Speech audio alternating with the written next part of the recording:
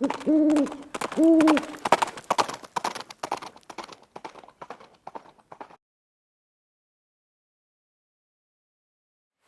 hey guys, it's Viejo here, and we are starting the third week of January in 2025. Time's flying.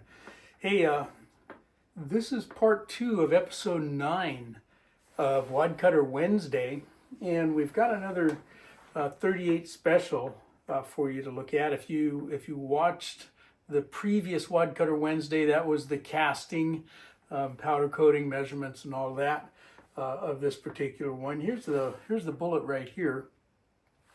And what we're going to do today is get them loaded up and shot. And you guys, I know you're getting tired of hearing about it, but I can't show you the reloading parts or the casting parts here on the YouTube platform. But if you're watching on Rumble, we're going to do a little bit of loading. We're going to keep the loading real short this time, just because it's the same old with the 38s. If you recall, I'm loading them all with the same charge, 2.8 grains of bullseye. Overall length is going to vary because we've got different styles of wad cutters and different bullet designs and so forth. So the cartridge overall length is going to be different for each one. But we're shooting them out of some different revolvers and whatnot. This one's getting shot out of the Cimarron Pistolero. I like this guy. It's a fun revolver to shoot, single action, right? Anyway, so we'll go ahead and take a look, if you're on Rumble, at the loading part. If you're on YouTube, we're going to jump kind of right over to the shooting part, and there won't be much there either, sadly. But if you want to watch on Rumble, guys, you go to rumble.com and just type in my channel name if you're not already a follower there.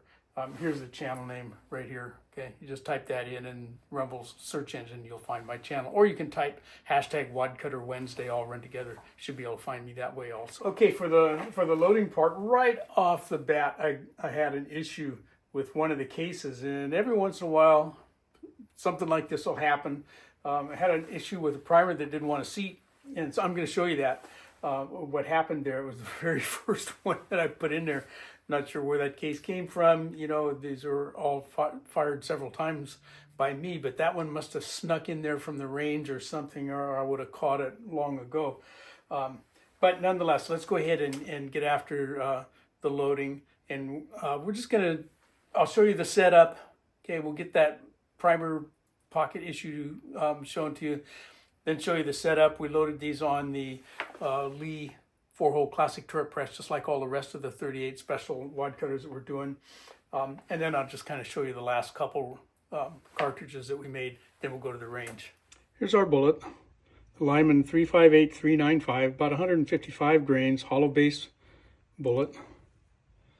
Okay, they're all sized, ready to go. And we're going to do our typical 38 special load here with 2.8 grains of bullseye. And then I'm going to be using some, Remington 1.5 primers, if I didn't lose any on the floor there. That was cool, wasn't it? All right. Over here on the Lee 4-hole classic turret press. Okay, we've got a Lee sizer die, although these pieces of brass down here were pre-sized. They've all been trimmed and chamfered and deburred. But it won't hurt to resize, and they've been sitting a while. Okay, and the Lee auto drum powder measure with Lee's newer expander plug in there, the square start. We've got a Hornady Cowboy cedar die that handles our cast bullets a little bit better. And out of my 38 special RCBS Cowboy die set, we'll use their cedar die to do the roll crimp.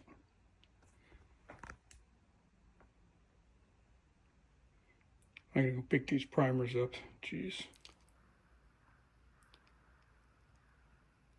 And remember, we don't need to go all gorilla on the crimp here. We got all of that bullet shank down into the case there. Lots of tension in there. And we're looking for about 1.272 for the length. And I got 273 there, so that's going to be... Focus, there we go. That's close enough. Any other differences are going to be little bitty differences in the noses of our bullets. And they're going to vary a little bit. You know, blob of powder coat or something on there, and they're going to all be a little bit different. But that's close enough. You know, our cases were trimmed to all the same length, but they could be a thousandth off too here or there. So we're all good to go. Let's run a couple. Okay, then there we go. Looks like we got 30 rounds there of that. Shoot, now I got to go look. I got too many of these. Yeah, the 358-395. Should have known that. Okay, nice little button nose. Okay, type 2 wad cutter, hollow base, sitting over 2.8 grains of bullseye. Remington number 1.5 primers.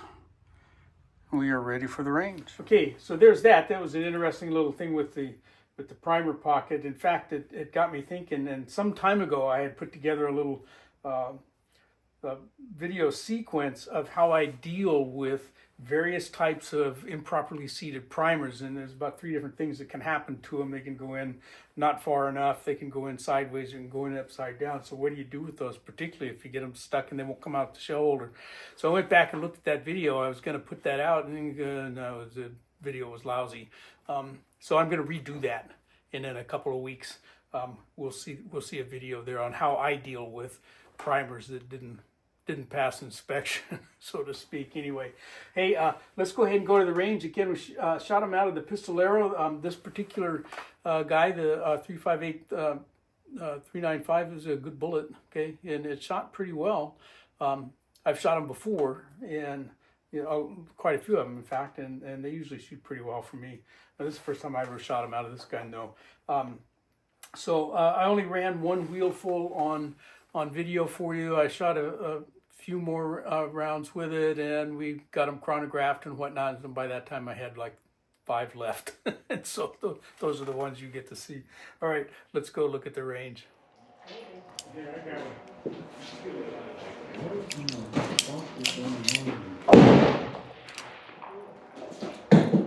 Empty little ride.